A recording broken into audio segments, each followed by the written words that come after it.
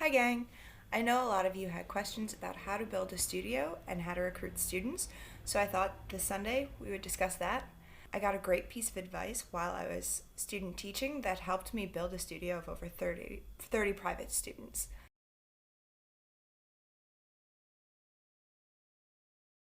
So the first thing that you want to do is create a website.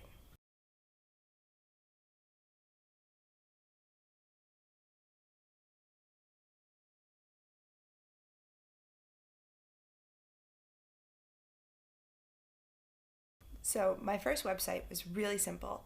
It was free. You can use Wix, Squarespace. There's plenty of different platforms that are really easy to use that you can design your first website on. So things to include on your website are photos, my bio, just explaining my background, my education, and my resume. Now for this one, I didn't use my artistic resume. I used my full resume because I wanted to show my additional experience, not just my performing history. Another thing I also included on my website was my teaching philosophy. I know in some of the music education classes you have to write out a teaching philosophy. If you haven't yet, I would experiment with it. This will give parents an idea of what your approach to teaching is, and they can then judge if you would be a good fit for their child.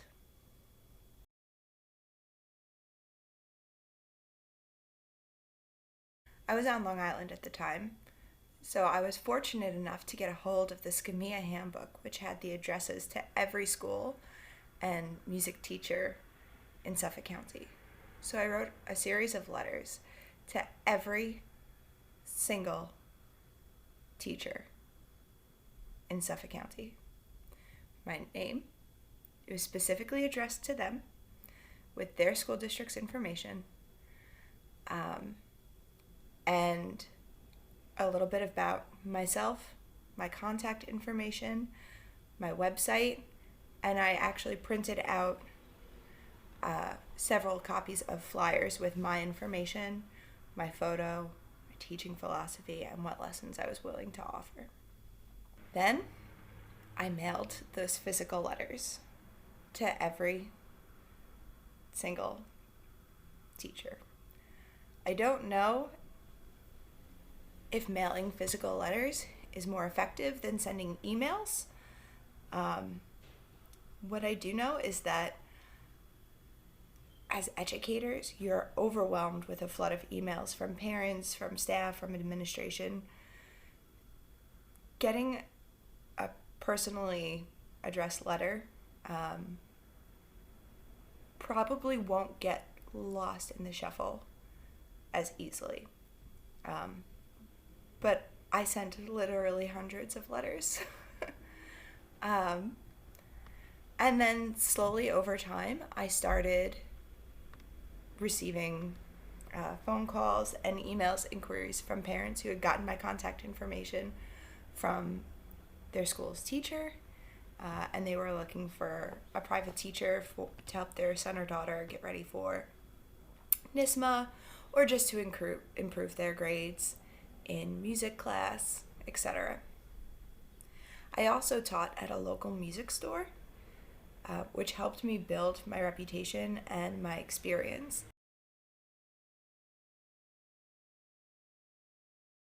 Work a little more closely with other teachers in the area, especially young teachers who are still looking for their first full-time teaching job.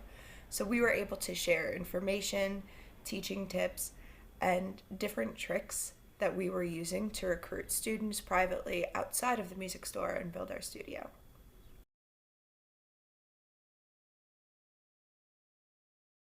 Once you have several students, you'll want to determine how your payment schedule will work with them. At music stores, the students are responsible for paying upfront, usually for the month, and if they cancel with less than 24 hours notice, it's up to the teacher's discretion if they want to reschedule or the student eats the lesson. For myself, I have different policies for different students. Initially, I was just working lesson to lessons because I had another source of stable income. But when I started freelancing in Montreal, I relied heavily on consistency with my private students. And last-minute cancellations, when they happened all at once, could be difficult.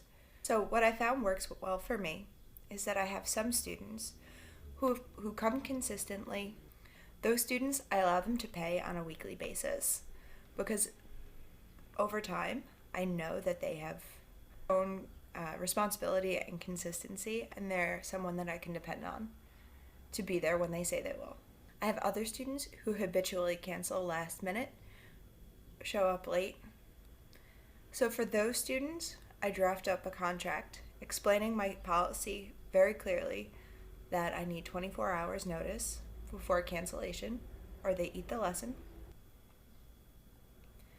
When it comes to figuring out what you should charge for lessons, I recommend doing some research in the neighborhood and area that you're serving and figure out what other private teachers with your same qualifications are charging. You might find that some of the professional musicians in the area, especially those who are playing with a major orchestra or who are avid freelancers, are charging upwards of $100 an hour. That doesn't necessarily mean that we should be charging that as well. Find out what people with your similar background are charging. Try to gain an understanding of what the economic situation of the area that you're serving is and base that accordingly. Don't try to undersell yourself, though. If the average private teacher in your neighborhood with a bachelor's degree is charging $45 an hour, don't charge $25 or $30 an hour to try to undercut everyone. Understand your worth and stick to it.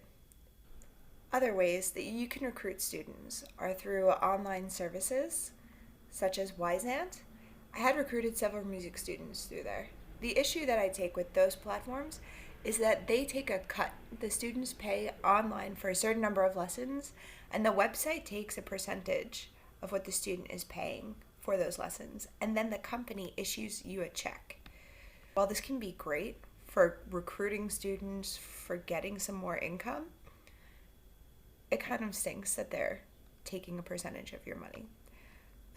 But those resources are definitely out there and can help you to build a relationship in different communities and with parents and school districts and put your name out there.